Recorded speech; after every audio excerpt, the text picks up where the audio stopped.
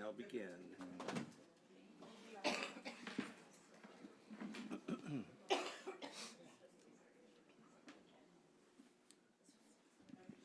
Good evening and welcome to the February 20th regularly scheduled City Council meeting in Nacogdoches, Texas. Dr. Ma, would you lead us in prayer, please? Yes. Dear Lord, as we come together this evening as a council and also as citizens, speak to us and speak through us and fill this room with your presence tonight. Give us the grace and goodwill to listen with an open heart and an open mind, but ultimately the strength to follow your will for the citizens of Nacogdoches. In Jesus Christ's name I pray. Amen. Amen. You'll stand for the pledge, please.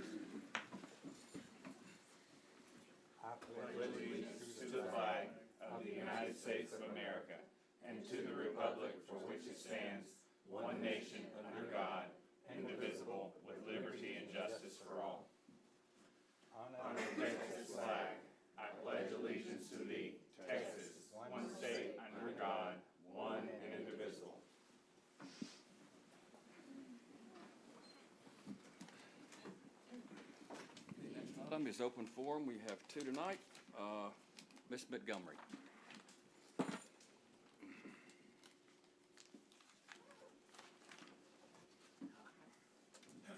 Good evening, and thank you all for listening to my problem I have here.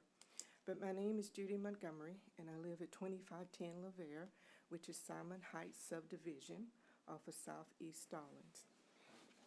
We have a problem out there, and we need a drain.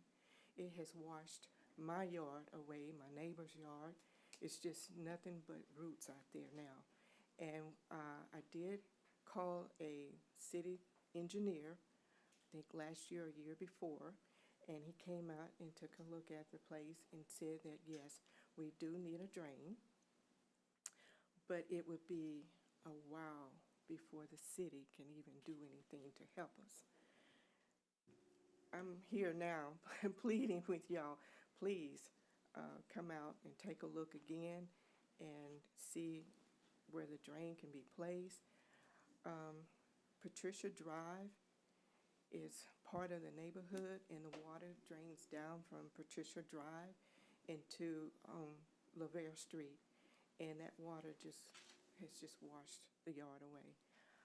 When you pull into my driveway, there's a deep hole now where I'm afraid that if someone comes to visit me at night and don't realize that deep hole there, they would break their leg or ankle or something. So I'm here to ask for help. If you all can come out and see what you can do for my neighborhood, my yard, my neighbor's yard, because it's really getting bad. Now, I was told that I could put some dirt there, but why would I purchase dirt in the rain? The water's just going to wash it away, and I'll be right back where I started. So, that's all I have to say. Okay. So how long will it be before you all can even talk with me or come out? Or I'd like to be there when someone do come out. You've been heard. In open forum, we can't have a dialogue. Okay. You can talk. We have to listen. All right. So first time I've been here, so okay. I didn't know okay. the rules. But trust me, you've been heard. Okay. So there are people here in this audience that will be in touch with you soon. Okay. Okay. All right. Thank you. Yes, ma'am. There you go. Okay, the next one is Michelle Cox.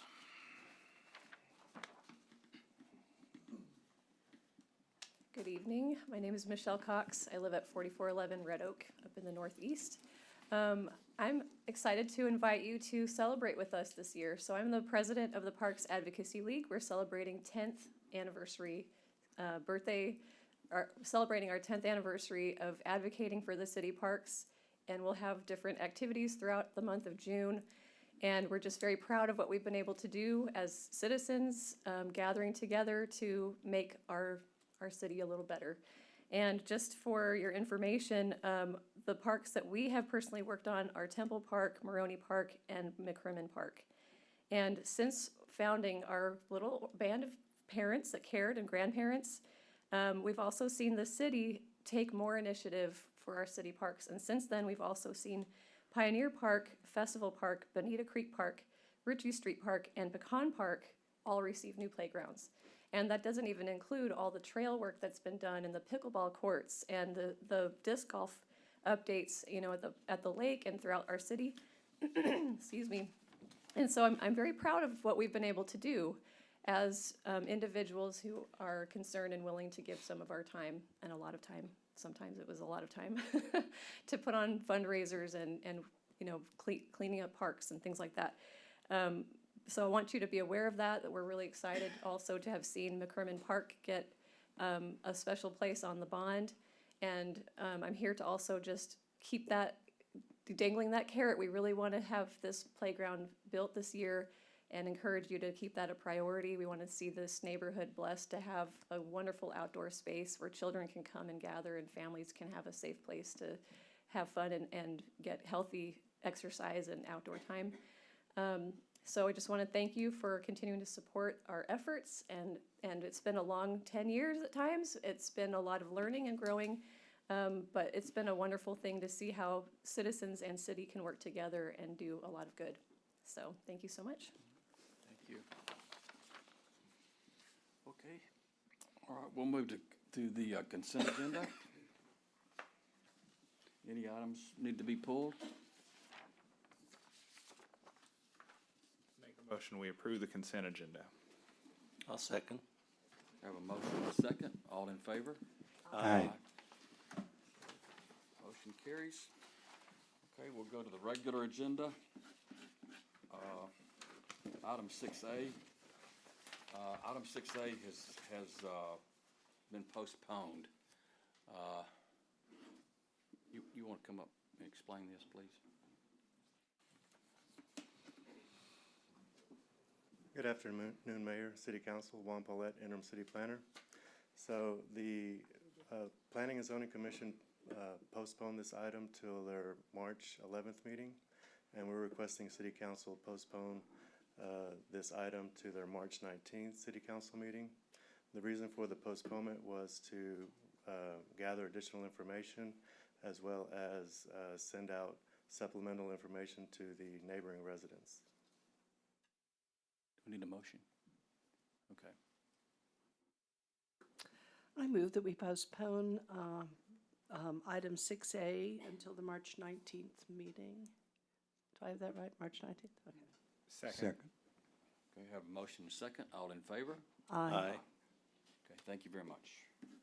Okay, item 6B, consider approval of a contract by and between the City of Nacogdoches and KSA Engineers for professional engineering services on 2023 CDBG waterline improvements in a not-to-exceed amount of $92,900.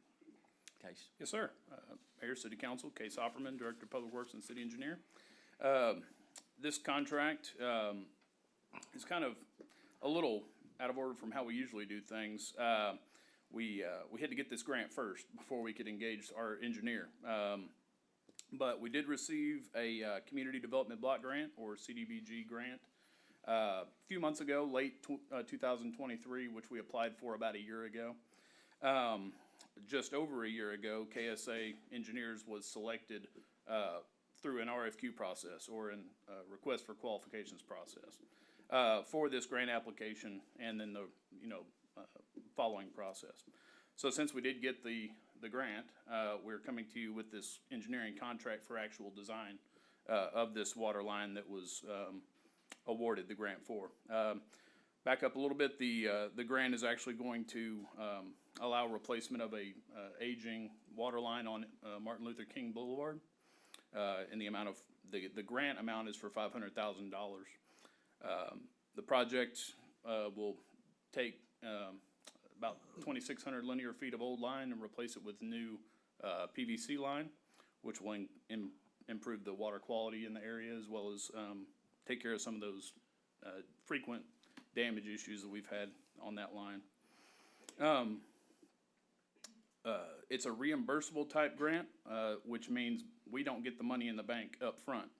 We actually have to pay out of pocket for design, grant consulting services, the construction of the line, and then we get applications for payment that we send to them, and they reimburse us that way, over the coming months. So a little different in that regard. Just so you know, the total cost for this project is not $500,000. It's actually estimated, all in engineering design, grant consulting, plus construction at about $667,000. So the city match would be about $167,000 estimated at this point. So, not a bad investment for a $667,000 product, but you do need to know that there is a little bit that the city will have to pay for beyond the amount of the grant. So, this contract is all totaled about $92,900, and I would be happy to answer any questions y'all have after public comment. Okay. Yeah. Brandy, okay, all right. Okay, let me ask you a question. Sure. Okay, so when do you think this project's gonna start? Well, as soon as we get the contract award, we'll begin design. We're hoping for construction to start maybe early summer, hopefully. All right, here's what I'm getting at, okay? We're gonna have to be out of pocket Yes, sir. $500,000 or more, Well, up front. yes, sir. Well, yes, sir. Up front, and then we put in a request to get our money back. Is that gonna blow our budget? Well, we're going to have to, in one part I didn't put in, because we didn't have the grant at the time of the budget, we did not budget for it. Okay. We will have a budget amendment coming up, maybe next week from the finance department. It'll draw it from the utility fund reserves, I think, but, That's what I was gonna mention, Case, that you're fine in the utility funds. Okay. So I wouldn't That's worry what I about that. It is a utility fund, okay. and just a point of clarification, we're not gonna pay $667,000 and then get reimbursed. We're gonna get reimbursed along the way. So we're gonna pay KSA an invoice for the month of March. And as soon as we can start applying for reimbursement from the grant, we will start doing that.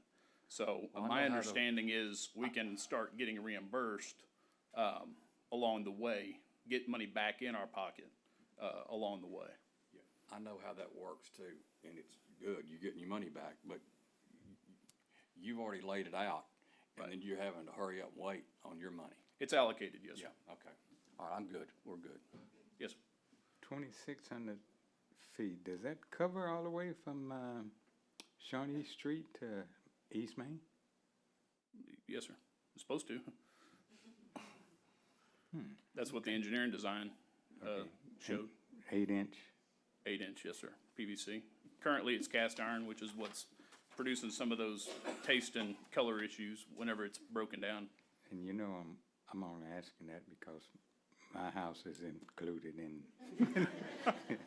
Fair. That's fair. You're gonna be like that, It'll be man. perfect You'll be- quality water for your home. oh, yeah. Yes, sir. Okay, I'm good. Anybody else?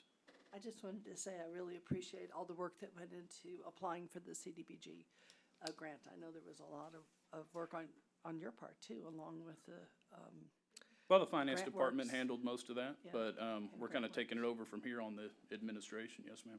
appreciate it. Yes, ma'am. Got a motion? Go ahead, Kathleen. Okay, I move that we approve item 6B. Second. Have a motion second, all in favor? Aye. Motion carries. Okay. Item C, consider approval of proposed updates to Chapter 50, Historic Preservation of the Nacogdoches Code of Ordinances. Mayor, Council, Jessica Sal, Community Services Director. The item I have for you today is those proposed updates to Chapter 50. And you can see in your packet, our City Attorney Jerry Baker and I have worked together to redo some of these ordinances. This is not adding anything new to our historic preservation officer, which in the case of the city of Nacogdoches is me.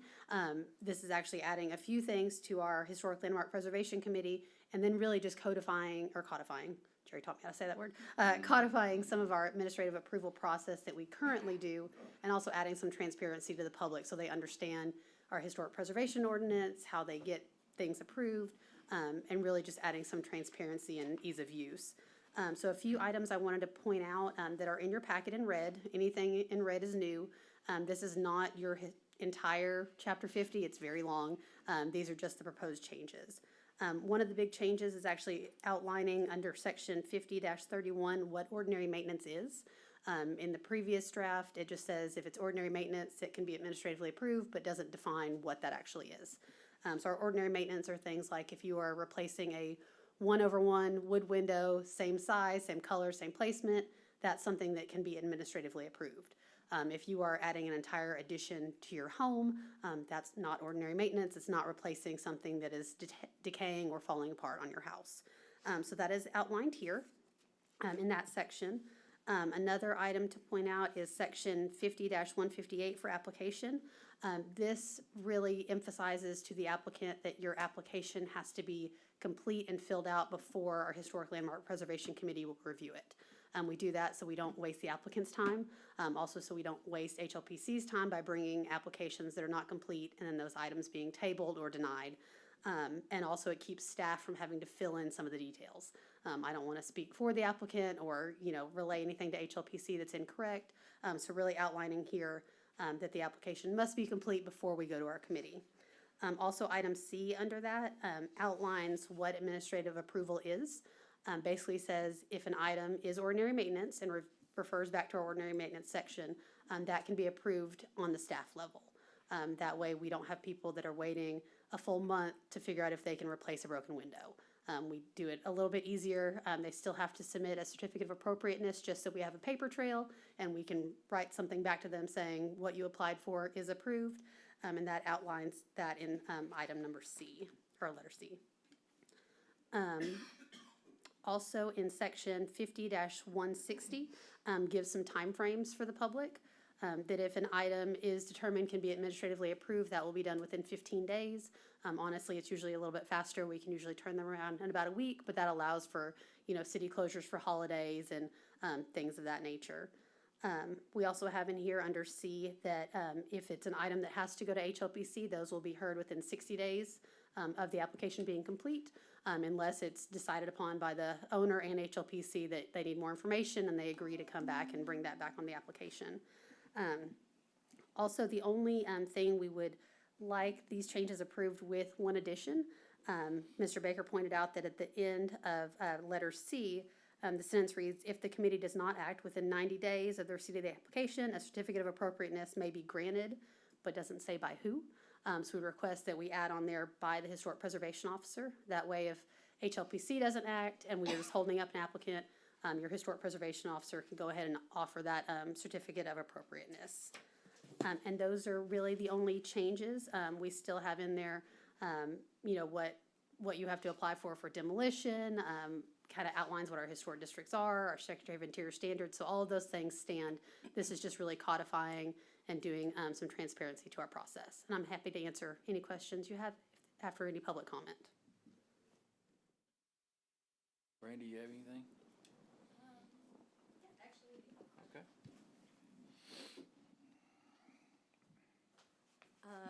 It's actually for Jessica. Does the Chapter 50 cover just the historic district here, like in the downtown area, or does it include houses outside of the district?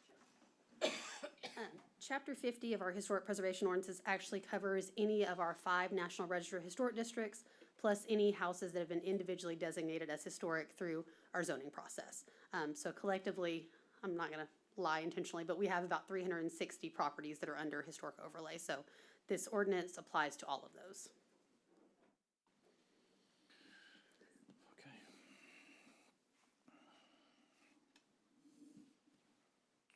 Any other questions, discussion? I have one question. What would make the committee not act within 90 days? What would happen? I don't understand that. I mean, And re- Like, and I just didn't have a meeting or something? And that has happened before. It has not happened in recent times. We did have some problems with quorums, as far as, we had committee members that moved and weren't replaced by city council at the time, but that has not happened for probably the last 5 years, if I had to guess. So I don't know of an incident where that would happen, other than maybe natural disaster, unless Jerry would like to. Well, I would just point out that that language, the 90-day time period is the original, that's the current language right now. So that's not an addition that we're proposing. It's just the addition of, or the change from permit to certificate of appropriateness there. I'll get to your question, but I just wanted to clarify that. So the 90 days is currently in the ordinance as we're talking about right now. But there was some confusion because it used the word permit, and, the committee can approve a COA, but not a permit, okay? And so, I can only speculate as to why that was included in the previous version of this ordinance, but I assume based on, kind of like, along the same lines as Jackson was referring to, is that we just don't want to have an issue where the committee does not meet for some reason, and maybe it's because they can't meet a quorum. And of course, they can't make any determinations if a quorum is not met by the committee. And so if it's due to absences or, something like COVID or something along those lines that would prevent them from meeting for 90 days, we just don't want the applicant to be continuing to wait for a COA when, it should be acted on by then. Is there a difference between may be granted or will be granted? May is discretionary, so it still gives It would be discretion the to. officer's discretion not Correct. to grant it if they Correct. wanted to. That's correct. Okay, thank you. Any other questions? This is just so helpful to clear all this up. I know it's helpful to you too. Absolutely. We want historic preservation to be easy and attainable, and something that we can encourage people to do historic preservation in the correct way, in a way that I have a paper trail, because we all love the history of these buildings, want to make sure they're preserved. So we are happy to clarify this a little bit. I'd like to compliment our attorney too. Ever since he's been here, he's cleaned a bunch of mess up. I know we still got a lot to go, but we are. You can ask CVB and you can ask other people, and you've done a great job, Jerry. And I'm really proud of the work you've done. I appreciate it very much. And the city appreciates it. Okay. Kathleen, go ahead and do your motion. Okay, I'll make the motion that we approve item 6C with the additions as noted. And I'll second. We have a motion and a second. All in favor? Aye. Motion carries. Thank you. Okay. 6D. 6D. I'll make a motion that we postpone item 6D to the next regularly scheduled city council meeting. Have a motion and a second. Have a Second. Have a motion I'll and a second second. All in favor? Aye. Okay. That brings us to executive session, and executive session has been canceled. So therefore, that concludes the regular scheduled meeting of February 20th. This meeting is adjourned. God bless the great city of Nacogdoches, Texas.